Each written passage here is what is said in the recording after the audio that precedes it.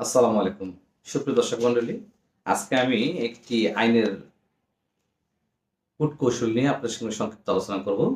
সেটি হচ্ছে সরাসরি কোনো স্বামী কোনো স্ত্রীর বিরুদ্ধে যৌতুক আইনে মামলা করতে পারেন কিনা দেখা যাক। তার আগে আমরা জেনে নেই যে যৌতুক বলতে আমরা কি বুঝি। দর্শক মণ্ডলী, আপনারা অবশ্যই জেনে থাকবেন যৌতুক হচ্ছে বিবাহকালীন সময়ে বা বিবাহের আগে বা পরে কোনো এক পক্ষ অপর পক্ষের নিকট কোনো কিছু দাবি করা, যার বিনিময়ে বিবাহ সম্পন্ন হবে। এটা হতে পারে বিবাহের আগে, হতে পারে বিবাহ পরে, কিংবা বিবাহকালীন মজলিসেও এ দাবি হতে পারে। এটাকেই যৌতুক হিসাবে চিহ্নিত করা হয়েছে। এখন আমরা সমাজে বা প্রচলিত আইনে বা কোর্টে যেটা দেখি, সাধারণত সবসময়ই একজন স্ত্রী তার স্বামীর বিরুদ্ধে যৌতুকের মামলা করে থাকেন। এই সমাজে বা আমাদের দেশে প্রচলিত আইন অনুযায়ী এটাকেই আমরা আসলে ধরে নেই যে স্ত্রী স্বামীর বিরুদ্ধে যৌতুকের মামলা করতে পারেন। স্বামী যৌতুক দাবি করে, যার জন্য নির্যাতন করে। কিন্তু দেখা গেল এমন ব্যতিক্রম কিছু ঘটনাও আছে। সেখানে দেখা যায় একজন স্বামী এরকম বিপাকে পড়তে পারেন। স্ত্রী বলে আমাকে এই ফ্ল্যাট দিতে হবে, বা ওই জমিটা লিখে দিতে হবে, বা ব্যাংকে এত টাকা অ্যাবজা করতে হবে, বা এত টাকা দিতে হবে, সেক্ষেত্রে সংসার করবো, কিন্তু করবো না। সেই ক্ষেত্রে ওই পুরুষের করণীয় কি? এই যৌতুক দাবির বিষয়ে বাংলাদেশ সরকার 1980 সনে একটি আইন প্রণয়ন করেন, যে আইনের নাম হচ্ছে যৌতুক নিরোধ আইন 1980। 1980 সালে আইনটি প্রকাশ হয়, গেজেট হয়। সেক্ষেত্রে ডাউরি প্রভিশন অ্যাক্ট 1980 হিসাবে এই আইনটি পরিচিতি লাভ করে।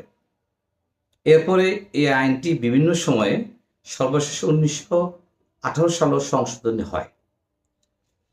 তো আমরা মূল আইনের বিষয়ে, যেখানে মূল আইনের বিষয়টা সেখানে সুস্পষ্টভাবে বলা আছে, বিবাহের এক পক্ষ অপর পক্ষের নিকট যদি কিছু দাবি করে। দর্শক মণ্ডলী, আপনারা একটু একটু একটু লক্ষ্য করবেন, সুস্পষ্টভাবে বলা আছে বিবাহের এক পক্ষ অপর পক্ষের নিকট। এখানে কিন্তু এই আইনে বলা নাই যে শুধুমাত্র স্ত্রীর নিকট স্বামী দাবি করবেন, এই কথা কিন্তু বলা নাই।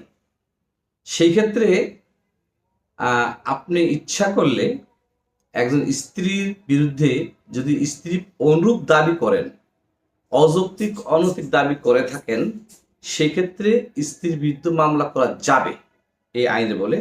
এখানে সুস্পষ্টভাবে বলা আছে যে বিবাহের কোনো এক পক্ষ অপর পক্ষের নিকট, কিংবা বিবাহের কোনো এক পক্ষের পিতামাতা অন্য কোনো ব্যক্তি কর্তৃক বিবাহের যে কোনো পক্ষকে বা অন্য কোনো ব্যক্তিকে, অথবা বিবাহের মজলিসে, অথবা বিবাহের পূর্বে বা পরে বিবাহের পণ স্বরূপ প্রদান করিতে অঙ্গীকারবদ্ধ হন, তাহাকেই মুসলিম শরীয়ত আইন মোতাবেক যৌতুক বুঝাইবে। তবে এই আইনের মধ্যে আরেকটা বিষয় ক্লিয়ার করা আছে, যে বিবাহের দেন মোহরকে এখানে যৌতুক হিসাবে চিহ্নিত করা যাবে না, কিংবা বিবাহের আগে বা পরে বা সময় বা মজলিসের সময় ইত্যাদি সময়ও বিবাহের ক্ষেত্রে যে উপঢৌকন, এই উপঢৌকনকেও আপনি পণ হিসাবে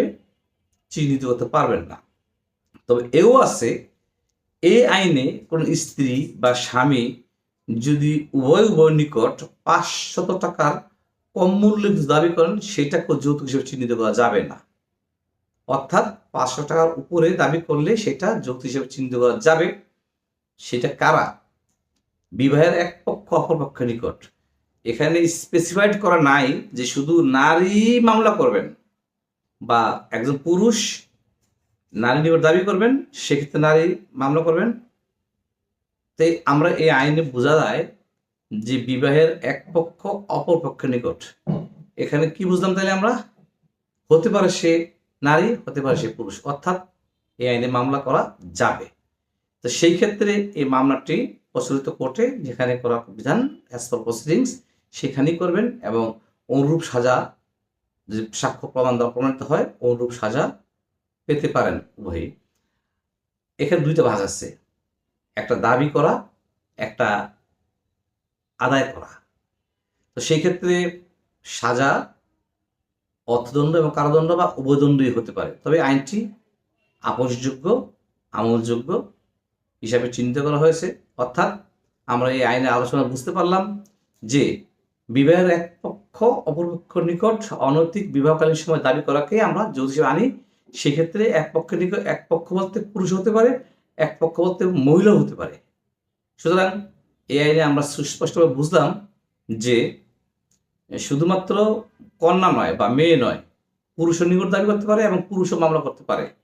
এই বিষয়ে আজকে বিস্তারিত তুলে ধরলাম। পরবর্তীতে আমরা অন্য ভিন্ন কোনো বিষয়ে আমরা আপনাদের সম্মুখে হাজির হব। সে পর্যন্ত ভালো থাকবেন। আসসালামু আলাইকুম রহমতুল্লাহ বারাকাতুহু।